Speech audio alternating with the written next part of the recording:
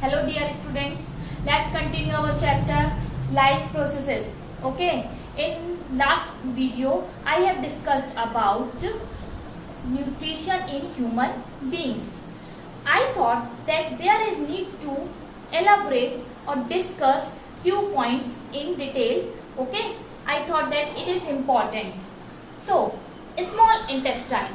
What is the function of small intestine? The basic function of small intestine is absorption. So, what things are absorbing in the small intestine? In small intestine, glucose, amino acids, fatty acid, glycerol are absorbed.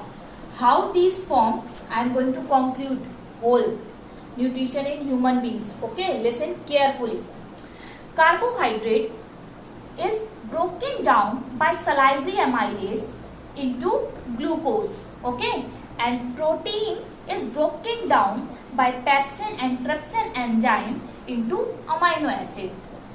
Fat is broken down with the help of bile salt and enzyme lipase into fatty acid and glycerol. I have told you about the location of pepsin, trypsin, bile salt, lipase, salivary amylase. So please watch the previous video for this. Okay. So these substances are absorbed in the small intestine. Small intestine, there is an important term is villi. What are villi? If you see the small intestine structure, it is finger-like projection. It has finger-like projection. It is finger-like projection. This finger-like projection are called villi.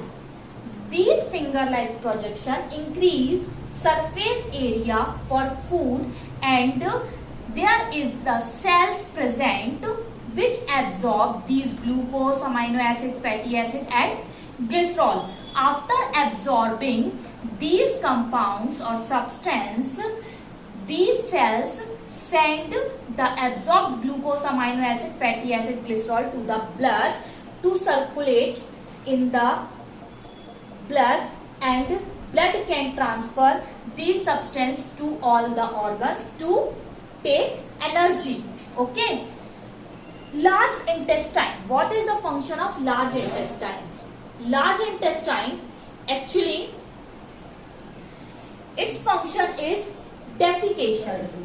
Its function is defecation.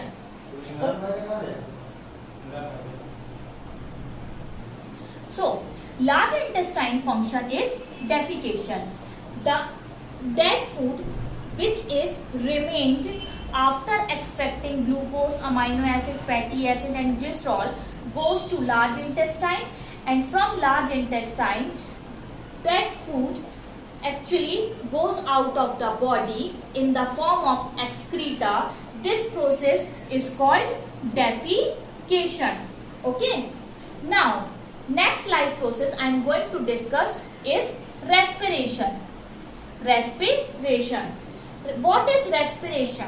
Respiration is not that process which you have studied in your lower classes.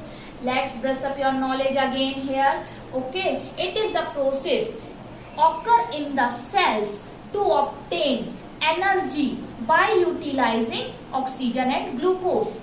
You take oxygen with the help of breathing and glucose with the help of nutrition. Okay. So whenever the glucose has been taken up by the cells of your body, cells use this glucose and oxygen to obtain energy. This process is called respiration. You will get it more about it in later video. But one thing more I am going to tell, that respiration is classified into two kinds. It is of aerobic respiration and anaerobic respiration. Okay, aerobic respiration is such type of process which takes place only in the presence of oxygen, and anaerobic respiration is such type of process which can also take place in the absence of oxygen or in the little amount of oxygen. Whenever you do exercise, you take breathe faster and faster. Okay, you breathe fast and fast.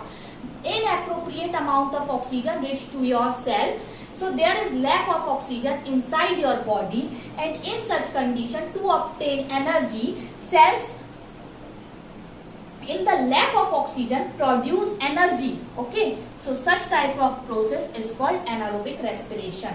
I will conclude it here. Continue in next lecture video about this in more detail.